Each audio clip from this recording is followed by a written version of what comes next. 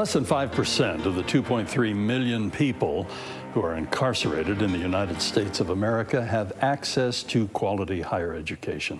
But the University of Utah, they're working to change all of this, and we're delighted today to have Erin Castro with us, who is the founder of the University of Utah Prison Education Project. Erin, welcome to Sunday Edition. Thanks so much.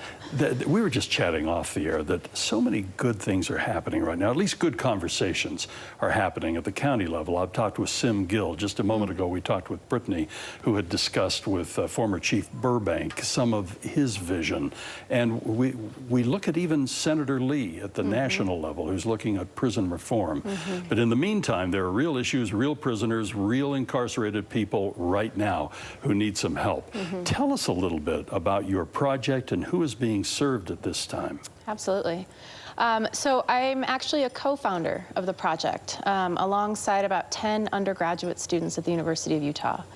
I taught a year-long class through the Honors College, critically examining incarceration, and the goal of that class was to do something. And not just, kind of a drop. Is there a way that we in our own community can address issues of incarceration through the kind of mission of the University of Utah? And so alongside 10 students, we studied college and prison programs across the country. And at that time, there were about 200 colleges and universities across the U.S. providing some kind of higher education in prison. And so the students studied MOUs, and they studied curriculum, and we did phone calls, and we went to conferences, and we launched in partnership with the Department of Corrections on-site programming in 2017. And we're in 2 facilities. We're in Timpanogos, which is the women's facility, and then we're in Wasatch, which is a general population men's facility. Right. Let's talk about what is offered at this point, because a lot of people got their GED or a high school equivalency while they're in prison. Some have done some ongoing education online and so on, but this is like a real classroom, as I understand it, bringing the people together. Absolutely. And that's really important to our mission, is to provide on-site, face-to-face instruction like you would if you were to go up and take a class at the University of Utah yourself. Right. And so we've been really fortunate. The Department of Corrections has supported us having some classroom space. We got some grants last year, and so we have 2 fully networked computer labs inside the prison. And so, what we tell our instructors at the University of Utah is, don't change anything you're doing. So if you're teaching a lecture up at the U and you need certain equipment, then we're going to work with the prison to make sure that the students inside get that exact same lecture with the same kind of expectations and rigor. I was reading about some of the positives that have already occurred, and they are not only, I thought this was interesting, not only with the incarcerated population, but with those who are not incarcerated that come into work and volunteer. Absolutely. What a difference it makes for them.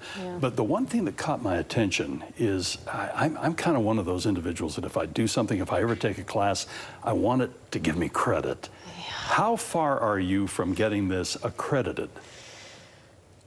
That's a great question. I think it kind of ties back to your first comment about momentum.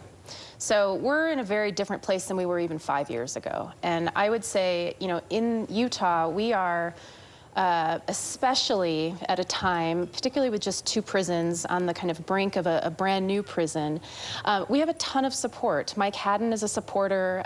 We have a ton of support at the University of Utah. The big challenge we have right now is covering tuition. And we fundamentally believe that we're not going to kind of ask the incarcerated students to shoulder that cost. And so what we've been trying to do the last few years is fundraise to cover the cost of tuition. And now there are some national things that are happening, right? And so Second Chance Pell is going to get extended.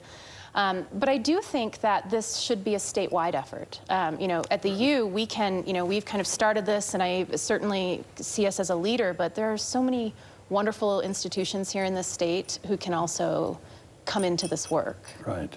I wish we had more time to talk about this. We're going to have you come back.